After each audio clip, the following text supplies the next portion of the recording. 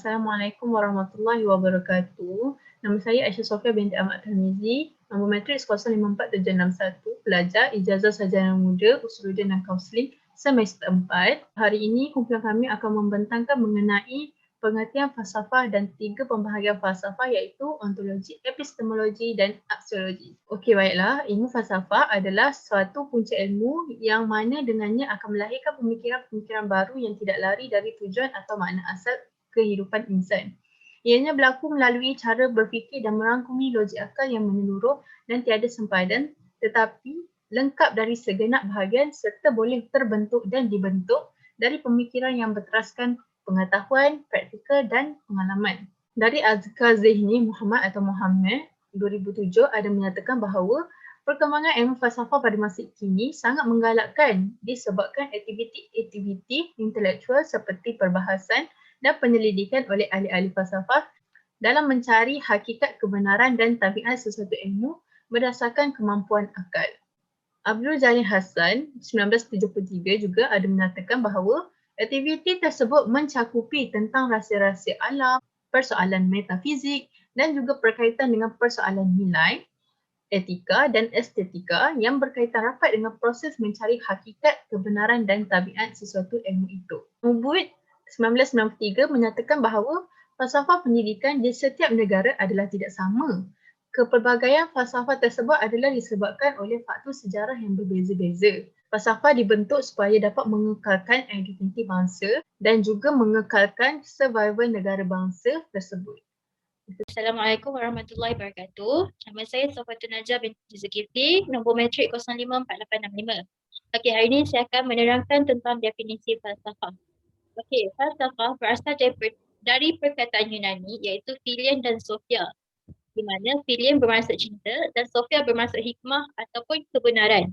Hasil gabungan kedua ini, ia bermaksud mencintai kebenaran atau hikmah. Ada juga pendapat bahawa falsafah berasal daripada filos iaitu cinta dan sophia iaitu ilmu. Hasil gabungan ia menjadi filosofias yang membawa maksud cinta kepada ilmu pengetahuan. Okey, seterusnya ialah Kamus Dewan Pula menyatakan bahawa falsafah ialah pengetahuan tentang pengertian yang dianggap sebahagian ilmu yang tertinggi yang menjadi dasar-dasar kepada ilmu lain. Okey, Assalamualaikum warahmatullahi wabarakatuh. Nama saya Nur Alina Syifiqzati binti Rosdi, nombor matrik 054505. Okey, saya akan menerangkan definisi falsafah mengikut tokoh. Okey, tokoh yang pertama iaitu Plato. Okey, Plato ia merumuskan bahawa falsafah adalah pengetahuan tentang segala kewujudan. Okey, sementara muridnya iaitu Aristotle. Aristotle menyebut bahawa falsafah adalah usaha akliyah yang menyelidik sebab dan asas segala benda, mengkaji hal yang beliau menamakannya sebagai metafizik yang meneliti asal kewujudan. Dan yang ketiga, tokoh yang ketiga iaitu Al-Farabi, ahli falsafah Islam berkata, falsafah ialah ilmu pengetahuan tentang alam yang wujud dan bertujuan menyelidik hakikat yang sebenar.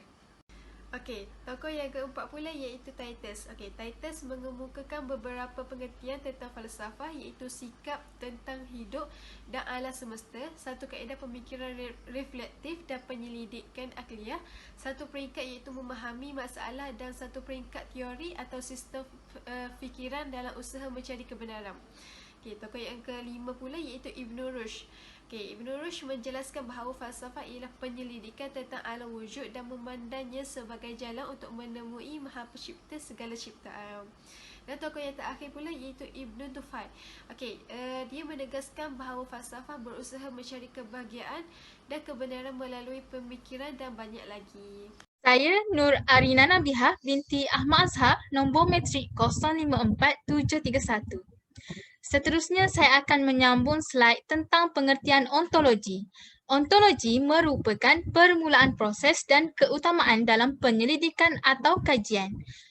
Ontologi merupakan ilmu pengetahuan yang paling universal iaitu paling menyeluruh dan kuno. Terdapat pelbagai maksud ontologi daripada pelbagai sumber. Antaranya ialah menurut Katsof ialah ontologi berasal dari bahasa Yunani. On ertinya yang ada dan logos yang bererti penyelidikan tentang atau lebih tepatnya asas-asas rasionalisasi. Seterusnya, Hendrik Rapar pula menjelaskan bahawa ontologi adalah nama lain bagi metafizik umum. Ia membincangkan segala sesuatu yang ada secara menyeluruh dan sekaligus. Manakala, menurut Noin Muhadjir pula menerangkan bahawa perbahasan ontologi mengenai yang ada yang tidak terikat oleh satu perwujudan tertentu. Ontologi melambangkan satu entiti, sifat atau komponen sesuatu benda dan juga idea atau andaian tentang sesuatu realiti sosial. Secara kesimpulannya, ontologi boleh disimpulkan sebagai pengetahuan tentang yang ada serta merupakan cabang falsafah yang membincangkan prinsip yang paling dasar dan paling dalam dari segala yang ada. Assalamualaikum warahmatullahi wabarakatuh. Nama saya Siti Na'anifah binti Razak, nombor matrik 056934. Seterusnya kita masuk kepada aliran-aliran dalam ontologi. Aliran yang pertama ialah monisme, iaitu satu hakikat sahaja sebagai sumber asal sama ada dan asal berupa benda, materi ataupun rohani. Monisme terbagi kepada dua, iaitu materialisme dan idealisme.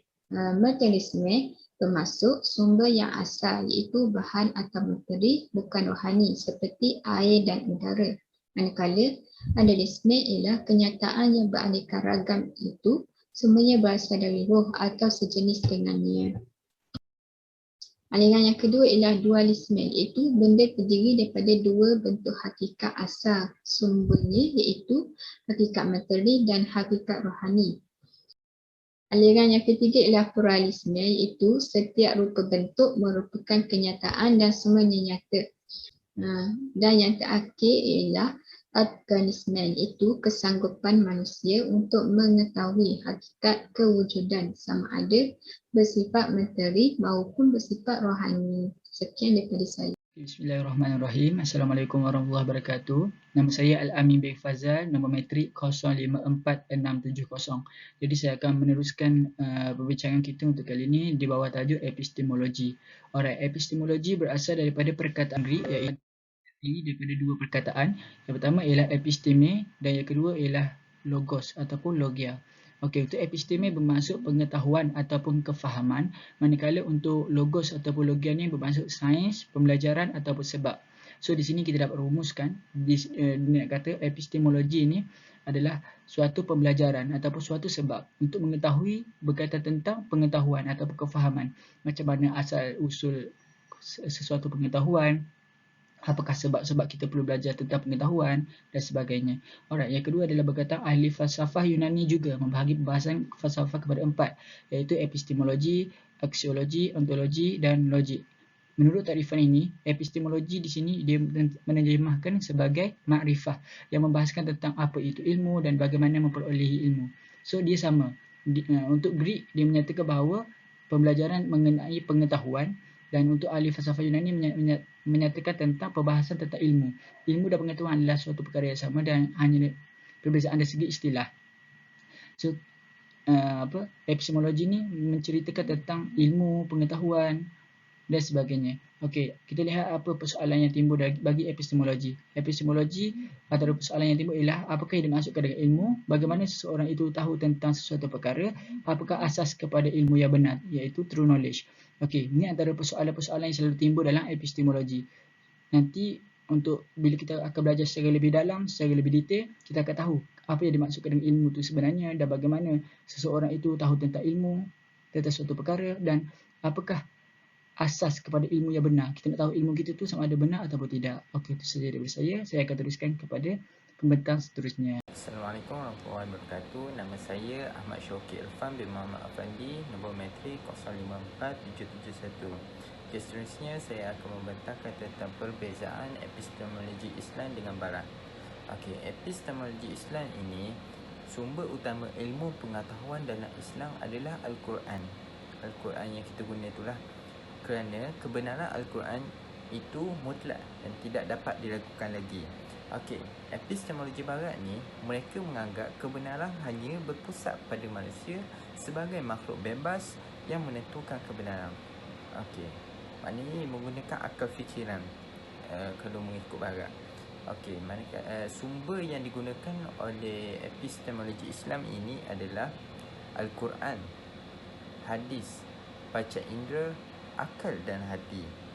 Okey, manakala epistemologi barat pula, ia menggunakan sumber pengetahuan utama dalam perspektif barat yang diwakili oleh 3 mazhab, iaitu rasionalisme, empirisme dan kritisisme. Assalamualaikum warahmatullahi wabarakatuh. Nama saya Aina Zahira binti Zulkafli, nama Metrik 054838. Seterusnya saya akan menceritakan tentang aksiologi. Perkataan aksiologi berasal daripada bahasa Yunani yang bermaksud axios, iaitu nilai, logos bermaksud teori. Secara terminologi, aksiologi adalah penelitian tentang nilai yang dianalisis daripada berbagai sudut seperti pegangan kepercayaan, kebudayaan, konsep-konsep moral dan juga lain-lain. Aksiologi juga dinamakan sebagai teori nilai. Mengikut perspektif Islam, ialah bersumberkan wahyu dan berasaskan kerangka amal. Perspektif Barat pula adalah bersumberkan akal semata yang subjektif. Aksiologi juga mencangkupi aspek logik, etika dan estetika. Logik bermaksud falsafah yang membahaskan tentang pendapat sama ada benar atau salah. Etika adalah perbahasan tentang tingkah laku sama ada benar atau salah. Estetika adalah perbahasan tentang nilai kecantikan, keindahan dan kesenian. Etika adalah ilmu yang membincangkan tentang apa yang seharusnya dilakukan oleh seorang manusia. Etika juga bermaksud satu ukuran dan piawaian yang digunakan untuk membezakan kelakuan seseorang sama ada baik ataupun buruk, menyenangkan atau tidak menyenangkan. Etika dan nilai diri seseorang itu menjadi garis panduan ke arah mengenali perkara yang baik dan juga buruk. Etika seringkali disebut sebagai falsafah praktis atau falsafah moral. Estetika pula adalah ilmu yang membahaskan tentang falsafah seni. Keindahan dalam Islam adalah satu jalan untuk mengabdikan diri kepada Allah SWT sebagai pencipta keindahan, dan penghayatan kepada keindahan wujud pada alam dan pada diri manusia itu sendiri akan membuktikan tentang kehebatan dan keagungan Allah SWT. Nama diberi Alif Nazira binti Muhammad Nazir, nama metrik 054740. Baiklah, kita pergi kepada slide yang seterusnya, iaitu aksiologi. Dalam aksiologi ini terbagi kepada dua pembahagian. Pembahagian yang utama dikenali sebagai etika dan pembahagian yang kedua dikenali sebagai estetika. Kita pergi kepada pembahagian utama terlebih dahulu, iaitu etika. Etika didefinisikan sebagai nilai-nilai atau norma-norma yang menjadi pegangan manusia atau masyarakat yang mengatur tingkah lakunya. Dalam etika ini terbahagi kepada dua, etika deskriptif dan etika normatif. Dalam etika deskriptif ini, ia menunjukkan cara melukiskan tingkah laku moral dalam erti yang lebih luas seperti adat kebiasaan, anggapan tentang baik atau buruk, tindakan yang diperbolehkan ataupun tidak. Dalam etika deskriptif ini, ia lebih bersifat kepada natural. Seterusnya, etika normatif. Dalam etika normatif ini dapat mempersoalkan norma yang diterima seseorang atau masyarakat secara lebih kreatif. Dalam etika normatif ini terdapat dua teori, yang mana teori nilai yang menunjukkan mempersoalkan sifat kebaikan, dan seterusnya iaitu teori keharusan yang menunjukkan tentang membahas terhadap tingkah laku. Seterusnya pembahagian yang kedua iaitu estetika. Estetika ini ia lebih dikenali sebagai satu cabang filsafat yang mempersoalkan tentang seni dan keindahan. Selain itu, ia didefinisikan sebagai refleksi tentang seni, budaya dan alam. Dalam estetika ini juga terbahagi kepada dua, estetika deskriptif dan estetika normatif. Kita pergi kepada estetika deskriptif terlebih dahulu. Ia menghuraikan dan melukiskan fenomena-fenomena pengalaman keindahan. Manakala estetika normatif pula, ia mempersoalkan dan menyelidiki hakikat dasar dan ukuran pengalaman keindahan. Sekian sahaja daripada saya. Terima kasih. Assalamualaikum warahmatullahi wabarakatuh. Nama saya Kurija Maria binti Daud, nombor metrik 054795. Saya akan membentangkan mengenai kesimpulan dengan apa yang daripada kami buat kertas kerja. Okey.